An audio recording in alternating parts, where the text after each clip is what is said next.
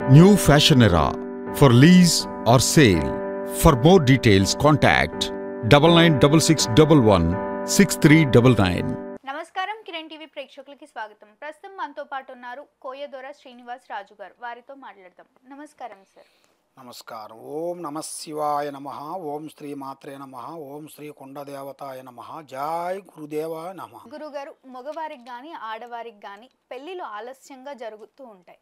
వాళ్ళ జాతక ప్రకారమా లేకపోతే నక్షత్రాల ప్రకారమా తెలియదు, కానీ పెళ్ళిళ్ళు ఆలస్యంగా జరుగుతాయి. దేనివల్ల, దేని కారణం అంటారు అసలు? అయితే అమ్మా, మీరు అడిగిన ప్రశ్న, పెళ్ళిళ్ళు కానీ కళ్యాణ విశేషాలు కొంత లేటుగా కావటం కానీ ఇలాంటి ఎందుకు జరుగుతున్నాయి, ఎందువల్ల అవుతాయి, వాళ్ళ మీద ఉండాలి దోషం ఏమిటనేది మీరు తెలుసుకోవాలనుకుంటున్నారు. అవును. అయితే అమ్మా, కళ్యాణ యోగం అనేది వాళ్ళ జాతక విధానాన్ని బట్టి కొన్ని కలుసుకుంటాయి, వాళ్ళ కర్మ ఫలాన్ని బట్టి కూడా కొన్ని కలుస్తుంటాయి. తర్వాత కళ్యాణ యోగంలో వాళ్ళ మీద ఉండాల్సిన నాగదోషం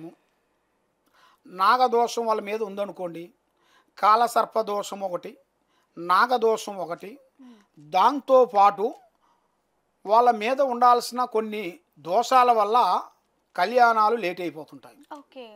తర్వాత ఇప్పుడు మనకి కొన్ని గ్రహాలు కొన్ని కూడుకుంటాయి అన్నమాట. గ్రహాలంటే వేలినాటి శని లాంటివి అవి కొంతమంది కూడుకుంటాయి. అలాంటి వేలినాటి శని వల్ల ఈ ఆడవాళ్ళకి ఏమిటంటే అమ్మా, మగవాళ్ళకనే కాదు ఆడవాళ్ళకి ఎక్కువగా ఉంటుంది ఈ దోషం. ఏలినాటి శని ఉంటే కూడా ఏలినాటి శని, అర్ధాప్ శని, ఇలాంటి కొన్ని ఈ శనిలు గ్రహాల వల్ల కూడా కొన్ని పెళ్ళిళ్ళు కొన్ని కావు. దానివల్ల వస్తారు, ముఖం చూస్తారు, ఓకే అంటారు, వెనక్కి వెళ్ళిపోతుంటారు. అట్లా ఆ విధంగా కొన్ని జరుగుతుంటాయి. కాబట్టి మరి ఇలాగ జరిగే వాళ్ళకి మరి ఎందుకు లేట్ అవుతుంది స్వామి అనేది మీ సందేహం. ఇది ఎందువల్ల లేట్ అవుతుందంటే, వాళ్ళ మీద ఉండాల్సిన గ్రహ ప్రభావం వలన, వాళ్ళ మీద ఉన్న దోష ప్రభావం వల్ల, వాళ్ళ మీద ఉన్న నాగసర్ప దోషం వలన, ఇలాంటి దోషాల వల్ల ఇలాగ కొన్ని లేట్ అవుతుంటాయి. చాలామంది కొన్ని విధానాలుగా చెబుతారు, ఈమెకి మ్యారేజ్ కాదుగా, అసలు పెళ్ళే కాదు ఈమెకి అనేది చాలామంది చెబుతుంటారు. కానీ అలా కాదు, పెళ్ళి అవుతుంది. కానీ వీళ్ళ మీద ఉన్న గ్రహ ప్రభావాలు కొన్ని తీసేసుకుంటే తప్పకుండా కళ్యాణ ప్రాప్తి అవుతుంది. ఈ దోషం ఇలాగే ఉంచుకొని ఎన్ని రోజులు కూడా మనం చూసినా కూడా అలాగే అవుతుంటుంది. కాలికి ముళ్ళు ఉంచుకొని ఎక్కడికి పోయినా కూడా కలుక్కు అంటూనే ఉంటుంది. ముందు ఈ ముళ్ళు తీసుకొని పోవాలి. ఈ దోషాన్ని మనం శాంతం చేసుకుంటేనే కళ్యాణ ప్రాప్తి అవుతుంది, మనశ్శాంతి ప్రాప్తి అవుతుంది.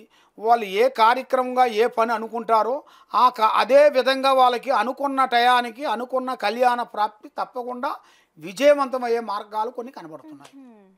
వాళ్ళ పేరు మీద ఎలాంటి దోషాలు ఉన్నాయో చూడాలి.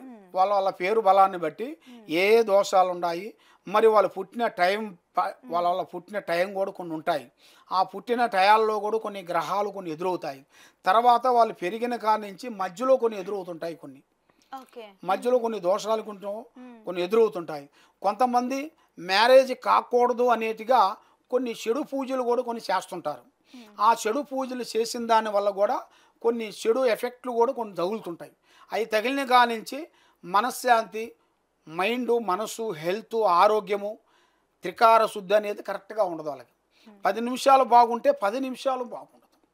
ఆ విధంగా లేనిపోయిన సమస్యలు, లేనిపోయిన ఆలోచనలు కొన్ని వస్తుంటాయి వాళ్ళకి. ఒక్కొక్క టైంలో వాళ్ళు అసలు ఈ జీవితం అయిపోయిందిగా, ఇక నా మ్యారేజ్ కాదులే, ఇక నా జీవితం అయిపోయిందిలే, ఇక అనుకోని వాళ్ళు వేరే విధంగా ఆలోచన చేస్తారు. ఇక ఈ జీవితం బతకూడదు, చనిపోవాలనేట్టుగా వాళ్ళకి ఆలోచనలు వస్తుంటాయి. అలాగా తప్పుడు నిర్ణయాలు తీసుకోవద్దండి. కాబట్టి భగవంతుడు మీకు రాసిన విధిరాత అనేది ఒకటి ఉంటుంది. తర్వాత మనం కూడా దాన్ని జాగ్రత్త చేసుకోవాలి. జాగ్రత్త చేసుకోకుండా భగవంతుడు పెట్టాడు, ఏం కాదే, ఆయనే చేస్తాడు, ఆయనే చూసుకుంటాడంటే కాదు. యత్నం ప్రయత్నం రానాడు. మానవ ప్రయత్నం అనేది మనం చేయాలి. ఆ మానవ ప్రయత్నం చేసిన తర్వాత కూడా కాకోకుండా ఉందిరా అంటే అది మీ కర్మబలం. అర్థమవుతుందా తల్లి? ఆ విధంగా ఉంటుంది. కాబట్టి ఏది ఎక్కడికి పోయినా కూడా ఆలోచించి ఆచితూసి అడిగేయండి. తప్పకుండా గురుగారు. ధన్యవాదాలు. ఓం నమ శివాయ నమ. చూసారు కదా, మా వీడియో మీకు తప్పకుండా నచ్చిందని అనుకుంటున్నాను. అలా అయితే లైక్ చేయండి, షేర్ చేయండి. మరిన్ని ఇలాంటి ఇంట్రెస్టింగ్ వీడియోస్ కోసం మా ఛానల్ని సబ్స్క్రైబ్ చేసుకోండి.